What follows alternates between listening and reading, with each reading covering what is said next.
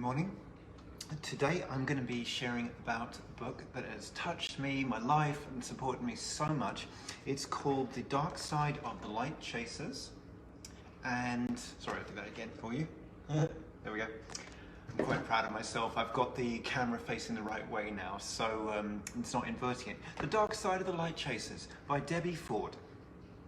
A book which is about, it's really about finding the great light inside you, finding your gifts inside you, and in order to do that, working through some of the stuff that's in the way that you know about, that you don't know about, that you hide from yourself, that you hide from other people, and so on.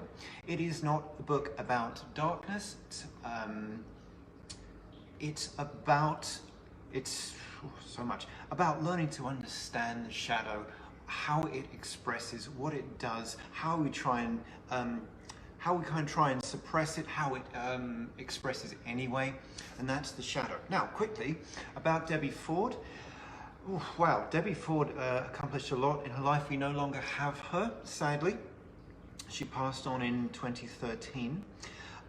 By that time, she had written several best-selling books. She'd started the Debbie Ford Institute. She produced a documentary called The Shadow Effect, which I'm going to own. I have not seen yet, but I'm going to. Was a coach, transformational coach, taught other coaches, did a colossal body of work. You can tell I'm a fan, right? Prior to all of that, she had overcome drug and alcohol addiction. She had done the work. It's important to say because I'm going to be talking a lot about that. I discovered this book in quite an interesting way when I got into spirituality.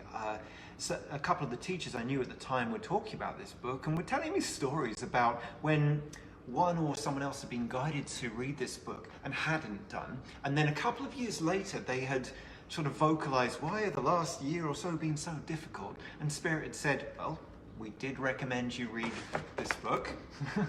You didn't. And what's come to pass has come to pass. And God is good, and that person or those people work through their stuff anyway. But it certainly lit a bell, flipped a switch in my head. That's what I'm trying to say. I've read this book about 3 or 4 times. I don't think I could ever finish. No, I don't mean that.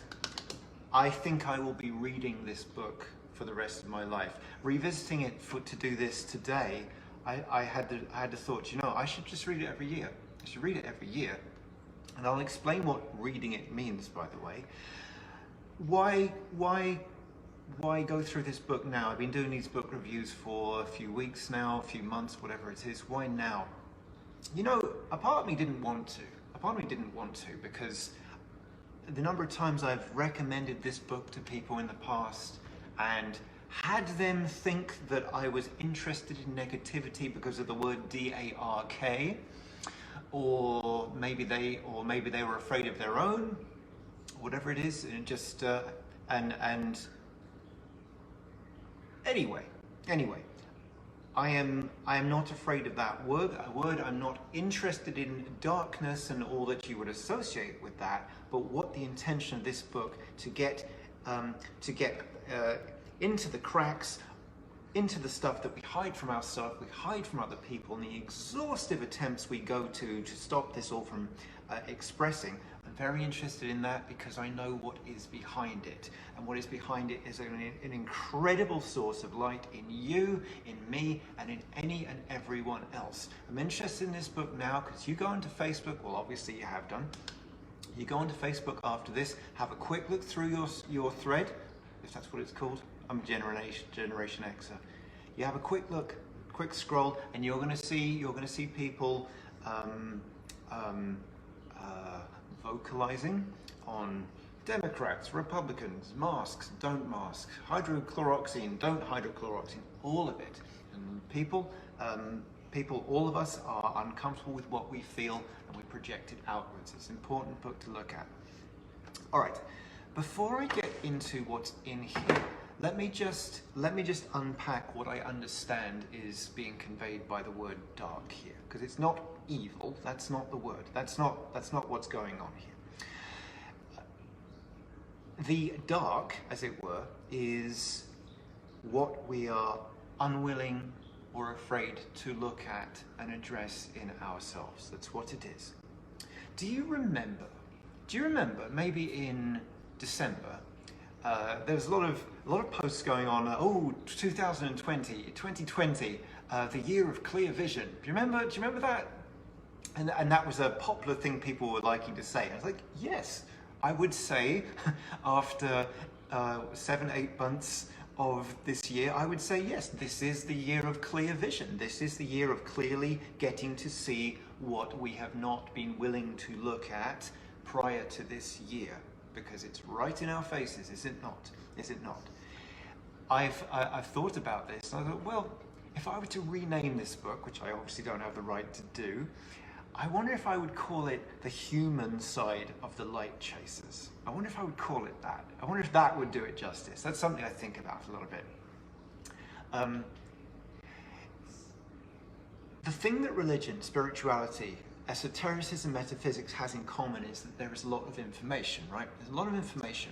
And information's great. Information's great. It's very interesting. It can reveal a lot. What I do not observe happens with information in and of itself is that it affects transformation. When knowledge and information does affect transformation, it's because of the 9,000 steps that you took before that, okay? Because you did the work. Actually processing, actually integration is what makes transformation happen. Actually addressing something, and I'm saying this as someone who does sessions all through the week, whether it's on the phone, whether it's in person, and I do not see another way of getting someone to where they can be without addressing where they are at and raising it to a higher level, okay?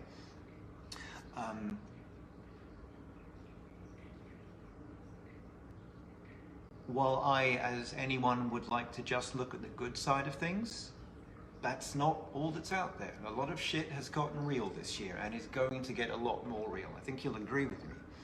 So what I'm gonna do, I'm gonna just sort of summarize the chapters of the book. It's a beautifully written book. It's not a long book, as you can see.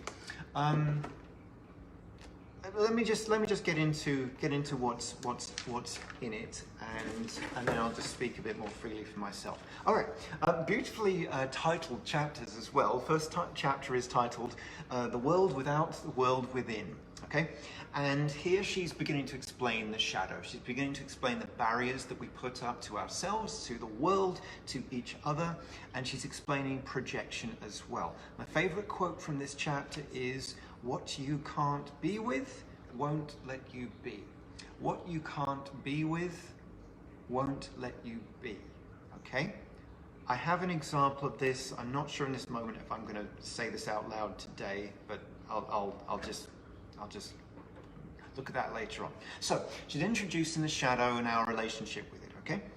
The second chapter is called "Chasing Down the Shadow." I like that. I like that.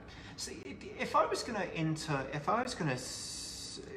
to replace the word shadow with another word, I might replace it with the word wound. Okay? Wound, because really we have to love the shadow. But anyway, why would we want to chase down something that we are uncomfortable in ourselves? Well, first of all, what that part of us is doing is just making us hide and making us avoid it. Okay?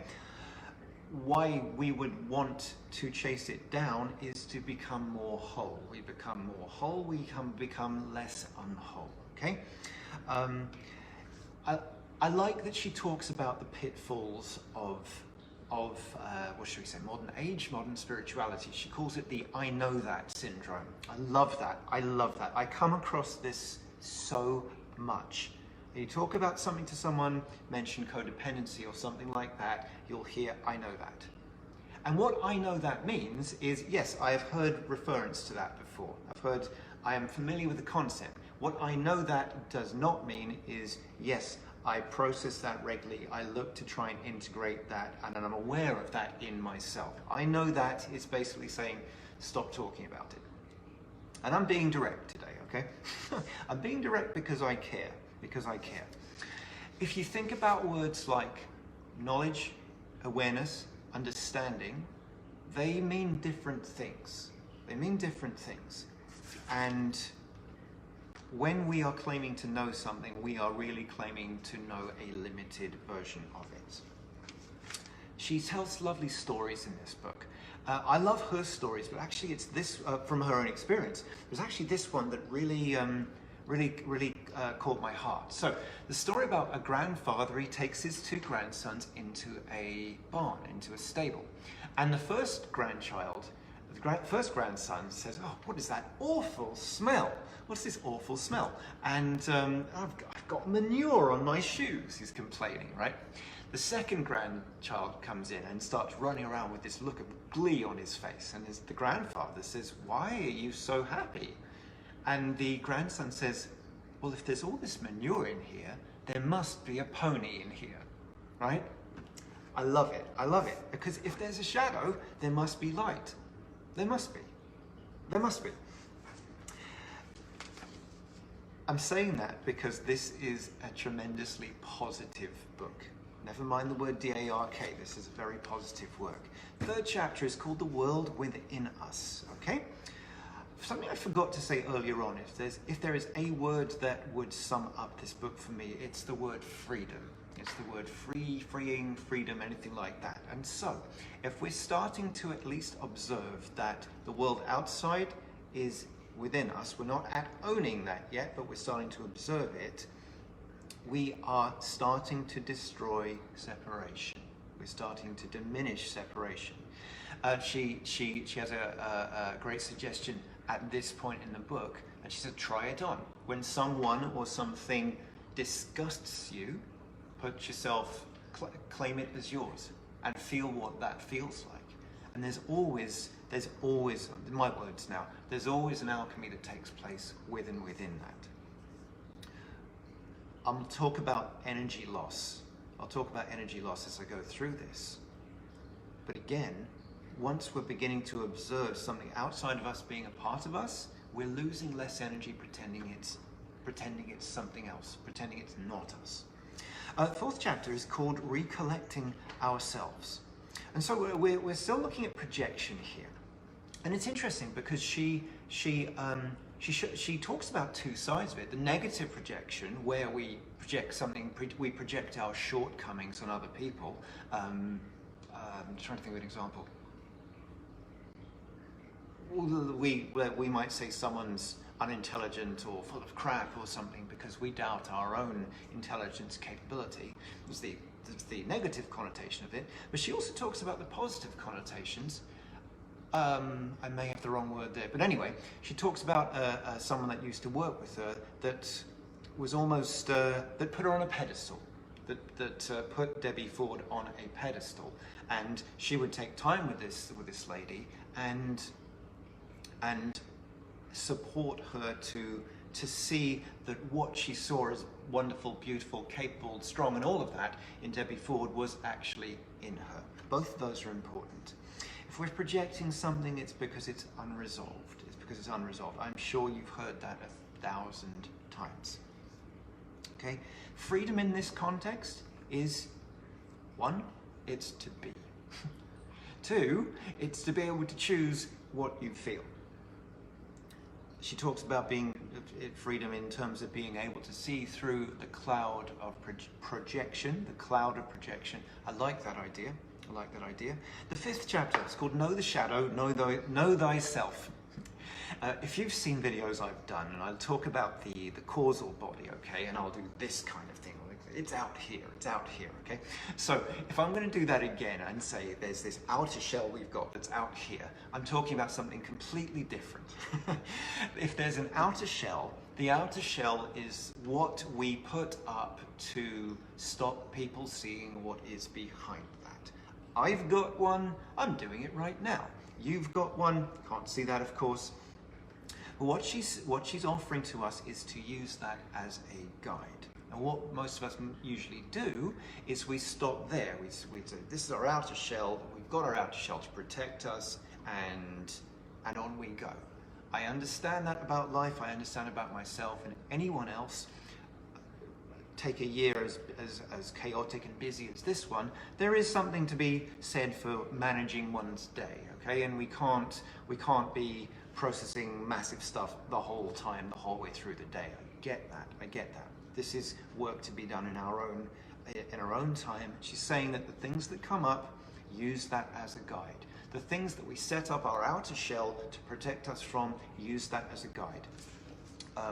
These days there are lots of books devoted to this sort of thing. There's a book called What is in the Way is the Way. I can't remember the name of the author, I'm sure one of you can. What is in the way is the way, okay? The thing you avoid is what you ought to follow. I should maybe look at that book sometime to share. Okay, the 6th chapter, we're on to owning it. The chapter is called I Am That. I Am That. Because if you don't own something, you keep it alive. If I'm going to take a quote from this chapter, it is, one can only face in others what we can face in ourselves. I'll say that again. One can only face in others what we can face in ourselves. And so, if we can't face something in ourselves, we will avoid social situations and so on. We'll avoid opportunities in fear of that coming up or being reflected from the outside. Michael Singer's book, The Untethered Soul, I looked at that a few months ago for one of these. He's got a very funny analogy of that, of the lengths that we go to avoid looking at something in ourselves. You see, when we do own something, and we do have that very powerful, visceral feeling, when we expose something to ourselves, tremendously toxic energy, emotions get released, okay? And I don't think this is a very well understood phenomenon. Because when they come out, when emotions come out, they come out. They come out. We are not those emotions. We're kind of the holding space for them.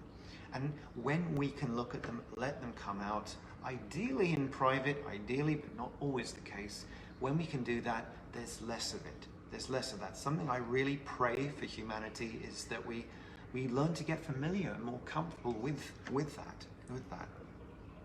Okay. Oh yes, that's right. And she talks about saying a word over and over and over and over again until it's meaningless, until it loses energy. And what's the word? I think the example that in that chapter is there's a lady and she's having trouble saying, this is of course in a workshop context, she's having trouble saying the words, I am sexy and I am desirable, right? And a gentleman sits down with her, and it's of course a little harder when it's a male sitting with her, and she says the words, I am desirable, and he says it, I am desirable to her, you are desirable. She says it over and over again until she doesn't have a reaction to it. Now, it is the 7th chapter, which is called Embracing Your Dark Side, that I feel for me is the most important chapter in this book. Embracing your dark side does not mean you're turning into Darth Vader, okay? Embracing your dark side, in the semantics I'm using here, is meaning you're learning to love these parts of yourself that you have not wanted to look at, maybe not wanted to ever look at, or whatever it is. I'll do my best to simplify this. First of all, we're talking about giving names to these sub-personalities or these archetypes, as Jung might say. We're giving them names, okay? You're probably familiar with expressions like, oh, I don't want to be a negative Nelly, right? But we're getting into much more detail here. She talks about aggressive Alice as one of hers. I could talk about one of mine being incompetent Ian. And these names we give to parts of ourselves.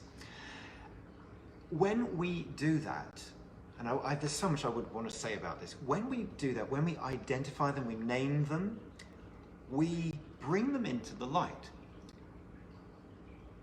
They have then less power over us because they're always expressing. They're always expressing. silently, continually. They're always expressing. There is an exercise at the end of this chapter where she has you go onto a bus, a visualization. You go onto a bus and you look around at who's on the bus, all of your sub-personalities, and you go and sit with one of them and talk to them. And you talk to them and ask them to tell you about them, and then you ask what their gifts are. And so, for example, a gift of aggression would be protection. That's how that sub-personality has served you in and over your life. A gift of incompetence has been to seek knowledge, say. And there's all of these gifts, and that is where alchemy happens.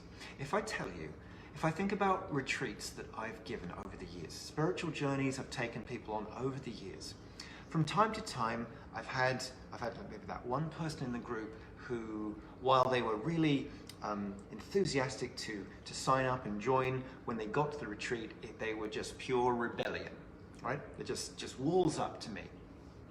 And on the occasions I took people through this exercise, it always got through.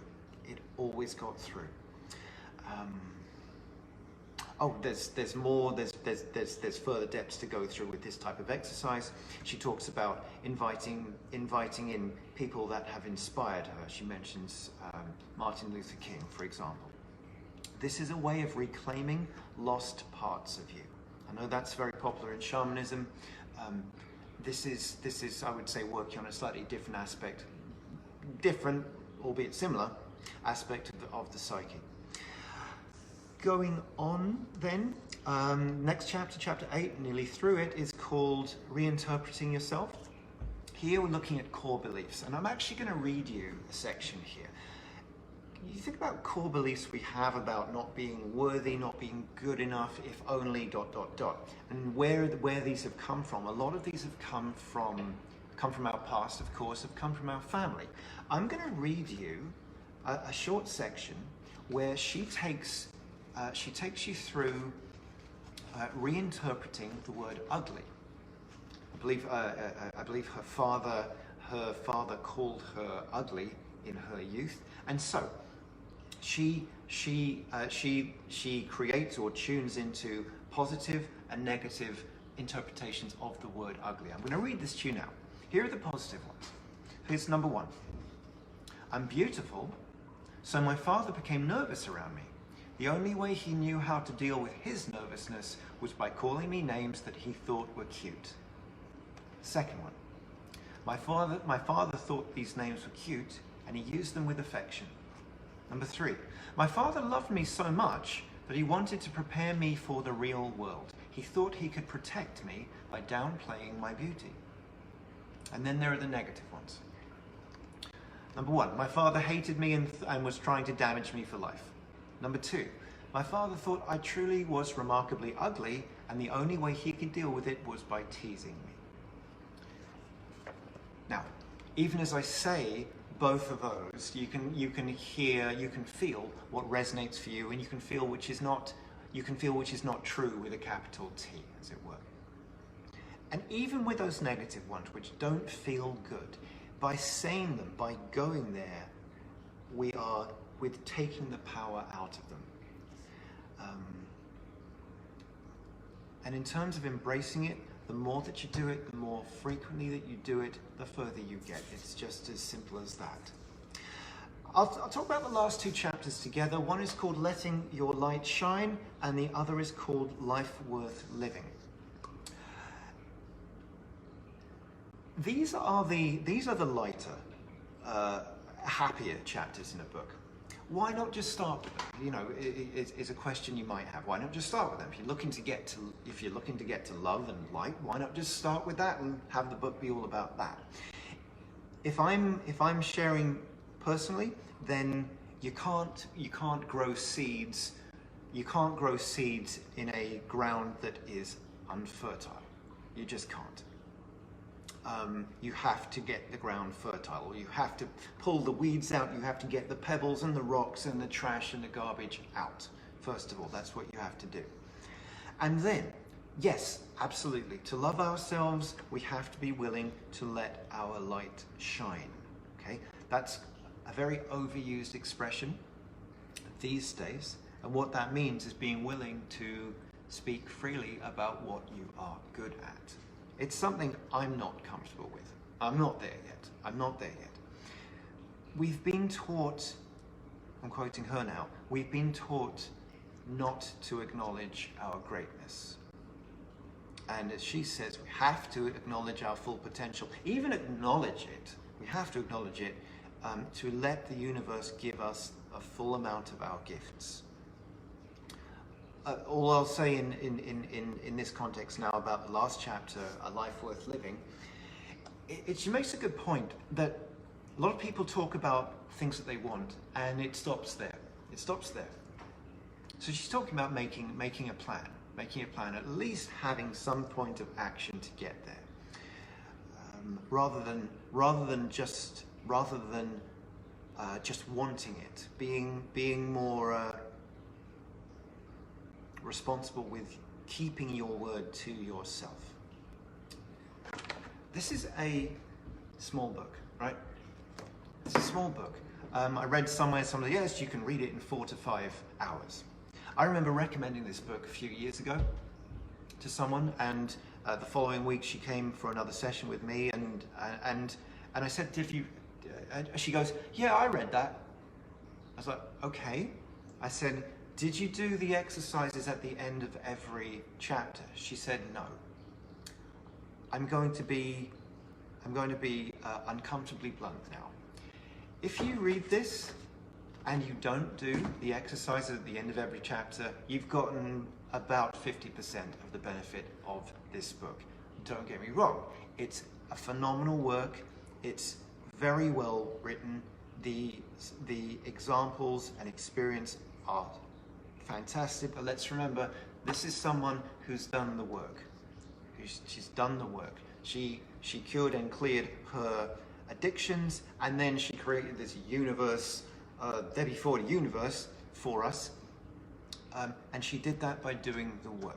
She did that by doing the work. We may ask ourselves questions from time to time like, why do I still feel like this? Why does this keep happening? And that's, you know, an image I received once. When we ask ourselves the question, why does this keep happening? I had this image of an onion the size of a baseball stadium. And like all through the day or every day, we're peeling off a layer of it. It's just trying to get into the center. And sometimes there's a layer we just can't get off, but that's the size of the onion that we're working through, you know? But we've got to do the work. The exercises in this book are very, very good. Looking through this for now, what, the 4th time, there are even some of the exercises I look at and I think, you know, I don't think I did that properly. And at least 4 or 5, I'm like, I definitely need to do that again. These are well thought out, comprehensive exercises. I don't know if you read books and think, and just pass on by exercises or whatever, but I have to say, you're not getting the full benefit of a work like this without doing them. I'm saying that because I care. I'm saying that because I've listened to other people. I've watched some people shift. I've watched some people not shift. Okay. So I think that's really all I want to say. This is a body of work about helping you get empowered, helping you diminish victimhood, giving you back energy, replenishing you, helping you be who you can know you can be. There is something to be said for having the maturity to sit with aspects of yourself that you're deeply uncomfortable with. I'm going to share the example. I will reflect on later day whether I should or should not have done this, but I'm going to. Because, like I say, this year things are getting extremely real out there. So, a couple of months ago, the tragedy over George Floyd. Let me share how I heard about that. I think it was early the next day, and I was on Facebook, and and someone had shared the news, and I had a double kind of body blow, punch to the stomach. I had two of those. So first of all was just how awful it was, just how awful it was, and I went into a kind of shock. Okay.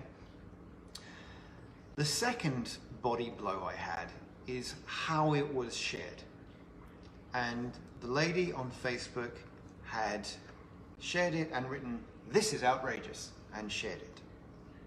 And I don't know why, but I had this image of what happened next after she shared it. And what I was seeing is she just went on and did something else, like this was just news. And so I had two very, very uncomfortable things to look at in myself. One is that there are people out there that will do that to another human being. And I wasn't yet at the point of looking at privilege and all of that, which I have done. That was uncomfortable enough. And then the person that shared it, when all we've got to say is, "This is outrageous," what we're really saying is, I'm not looking at this as anything to do with me, I'm not processing it, I'm just throwing it out there. And so I had to look at this part of myself that didn't want to look at that part of myself, that was okay with these tragedies going on. And I don't know if I've completely worked through the second one of those yet. I haven't worked through the first one of those yet. But you asked the question, maybe you asked the question, what can we do? What can we do? How can we stop these things going on? It's like the universe is going on in there.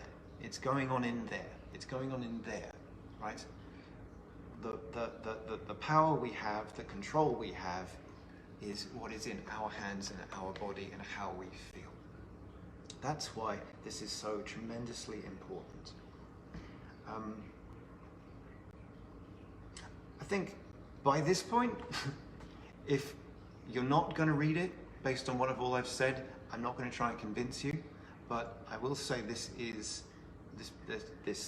book is tremendously important to me. I will continue reading it for the remainder of my life.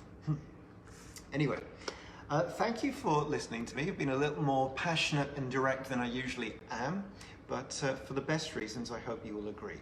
Thank you for watching, and I wish you all a wonderful weekend. This was The Dark Side of the Book. There we go, The Dark Side of the Lightchasers by Debbie Ford. There we go. All right. Love to you all.